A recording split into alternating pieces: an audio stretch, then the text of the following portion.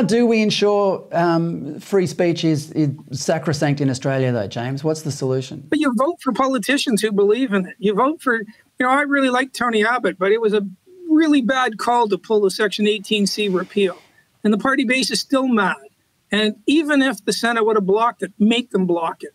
And even if half your own party room won't support it, make them not support it. You know, whoever gave him that advice, I don't know if it was Peter Cridlin, whoever it was, to pull that was a terrible call. You know, you've gone to the election, say you're going to do it, then you try your hardest to do it. Yeah, good point. Okay, let's talk about the rapidly disintegrating Prime Ministership of Liz Truss in Britain.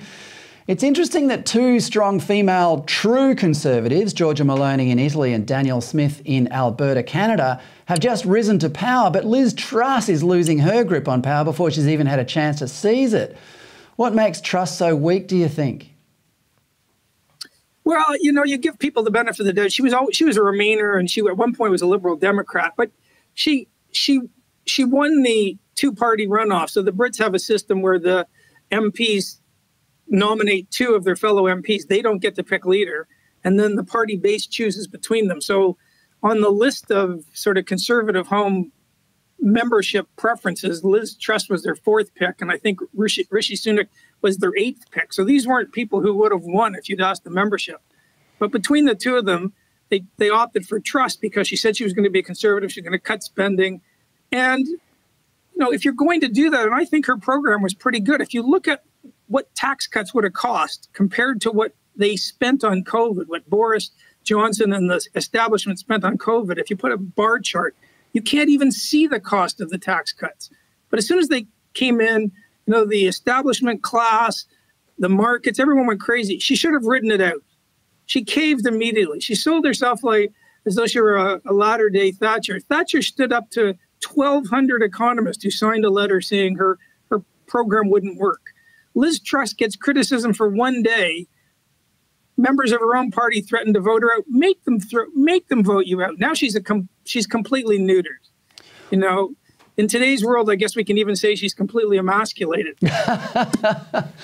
Yeah, well, the electorate has unrealistic expectations these days. I mean, as soon as she rose to power, it was expected she was going to put a cap on power bills and cut taxes. These are the things that make you popular in the electorate, but it doesn't take you long to realise that they're actually impractical. Well, again, you know, I come from a family of economists, and my view is the Keynesian orthodoxy, which is basically easy money, so printing money, high tax, high spending, high regulation. That's the sort of orthodox economic system we see throughout the Western world. It's failing, and add high immigration. So, you know, they can say GDP is going up, but your GDP per person is level or going down. And this is the orthodox Keynesian view right now.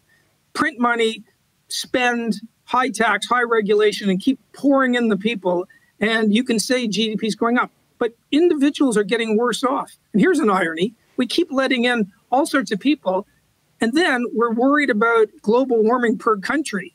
So global warming, if you're really worried about it, I'm not particularly, but if you are, you would think you wouldn't, you know, since we're measuring it by country, you wouldn't be running the world's highest per capita immigration. So again, the whole thing's bizarre. Liz Truss, the whole system was tottering, and by standing up against this orthodox view, she got hammered, and she didn't have the sort of wherewithal to stand up against this. So she's come across as weak. I think she's finished. I mean, personally, I think we need Nigel Farage to start a party again.